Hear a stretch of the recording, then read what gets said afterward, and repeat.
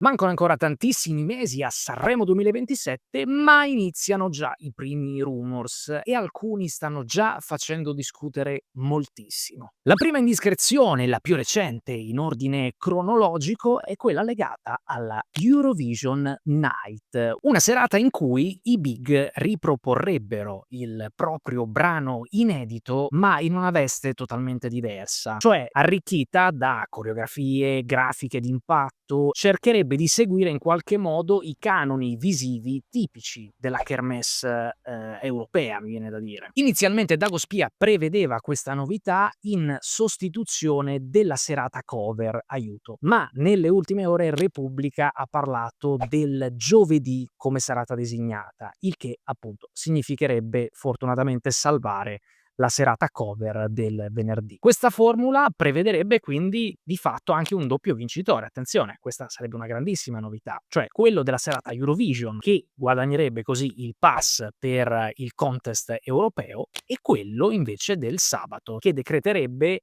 il vincitore assoluto del festival. Il mio parere? Potrebbe essere una proposta interessante, secondo me, a patto, ecco, che non venga smantellata la serata della cover, che personalmente trovo forse una delle serate più divertenti, più potenti del Festival di Sanremo. Mi permetto di fare anche un'altra considerazione però. Da 10 anni a questa parte all'Eurovision arriviamo sempre in top 10. Questo che cosa vuol dire? Testimonia che il sistema adottato finora funziona bene. Il mio dubbio qual è? Inserendo una serata Eurovision c'è il rischio di snaturare le canzoni in gara? Punto di domanda. A mio modesto parere penso che la nostra vera forza sia sempre stata quella di portare ad Eurovision pezzi non pensati per l'Europa, ma nati principalmente per Sanremo, cioè per il Festival della canzone italiana. Quindi l'idea mi piace, però ecco, teniamo in conto anche questo ipotetico rischio, perché secondo me è da valutare, da pensare. Un altro rumor di qualche settimana fa riguarda invece la possibile partecipazione a Sanremo 2027, attenzione, dei Maneskin. Infatti Fiorello ha lanciato la bomba nella puntata del suo programma radiofonico La Pennicanza, ha raccontato di aver incontrato il batterista della band, Ethan, agli Internazionali d'Italia di tennis a Roma e di aver ricevuto la notizia direttamente da lui. Quindi, insomma, diciamo,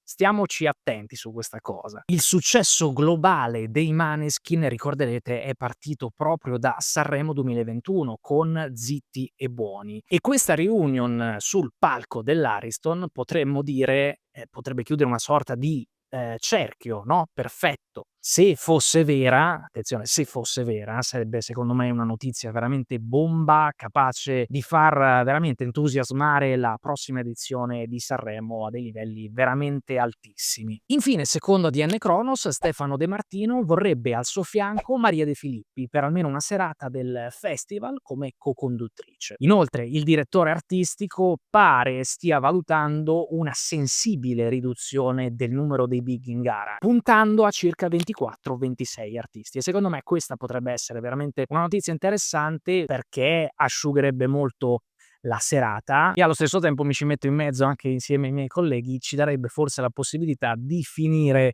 un pochino prima il racconto dello spettacolo. Come dicevamo, parliamo di rumors, quindi non di notizie, ma secondo me era molto interessante comunque portarli in puntata per scambiarci dei pareri tra di noi, e quindi, come al solito, fatemi sapere quello che ne pensate di tutto quello che abbiamo detto. Io vi ringrazio se siete rimasti all'ascolto fino adesso, torneremo la prossima settimana come sempre per parlare di musica. Vi ringrazio, ciao! Il negozio dei dischi.